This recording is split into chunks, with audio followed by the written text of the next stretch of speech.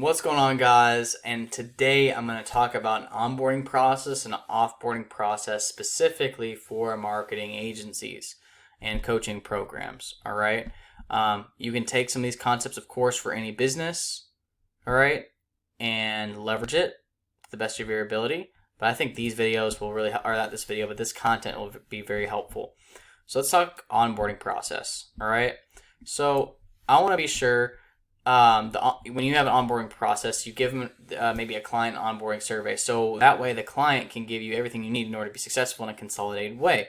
In our marketing agency, the onboarding survey are here are some main topics we give them to cover, right? So we need some contact information, company information, their goals, how they're going to manage your leads, how we're going to go about the marketing, the competitor research, etc. After that survey has been it'll take them to an onboarding calendar. After that survey has been submitted and filled out, they should be able to book the onboarding call to get all the assets you need access to on that call. Also, at the same time, you should be able to be reinforcing the decision to be sure that they made the best move moving forward. So you're just building excitement during that time. And then for the onboarding support process, as far as support goes, after you've gotten the survey filled out and the onboarding call finished, you're now going to in fulfillment mode. Right? You're going into that mode of, okay, where can they provide support? During this process, we have to be sure nothing gets lost, and we have to be sure everything is in one place for this support. In this case, we leverage Slack for communication. We create one workspace for all of our clients. It'll be like, it's kind of like a community, and then they have a channel for their process and progress on certain projects. So your onboarding process will take time and effort to make it as smooth as possible, but as far as an ongoing process goes, the main three parts is having them fill out a survey, right? And then having them book it on the calendar and onboarding them to a place where they can get ongoing support during the next parts of the business. So I hope this helps.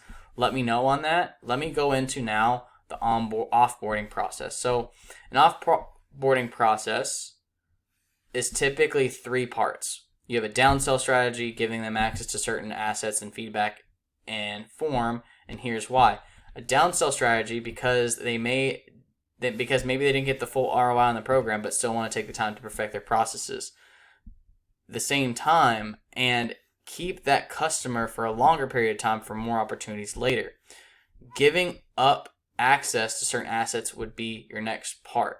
If you cannot downsell them or upsell them anything, you want to start giving them up access to certain assets like a Facebook Business Manager or go high level CRMs, etc.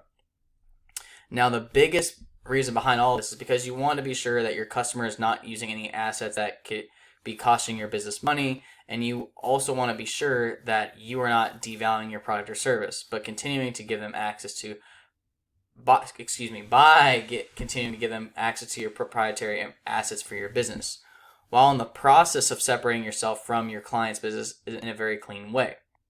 This last part is super important, the feedback form. Now, not everyone's perfect, all right? And as a company, you're aware you were always striving to be better.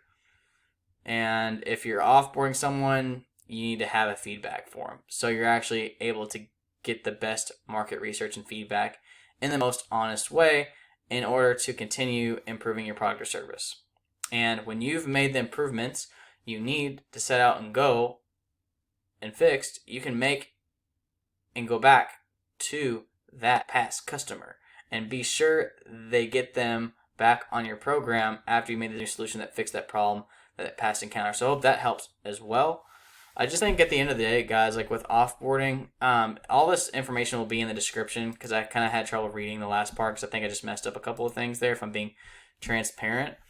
But when you're offboarding someone, the idea is really just taking inventory of where you could have went better, fixing those, and then showing evidence that you took the time to really fix it and showing that off to that prospect or former client to get them back on board. All right, guys. So if we kind of had to take the time to consolidate everything in a few sentences, I guess, your onboarding process, have a survey that has all the information you need to become successful. After that survey's been submitted, have it linked to a calendar to schedule that onboarding call in order to build excitement, to get access to everything that we need, and then a place to have your prospect or client have support, which could be a Slack channel in a workspace for your agency as a community.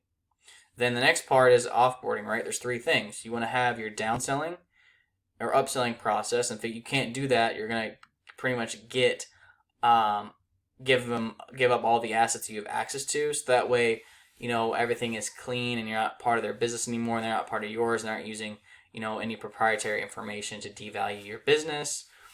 And at the same time, lastly, you get a feedback form to get the proper market research on how your product can be better. So thank you so much, guys. Also, thank you so much for taking the time to continue watching this video and clear that process up. And I hope you have a wonderful day. Please let me know any comments if there's any questions regarding an offboarding or onboarding process.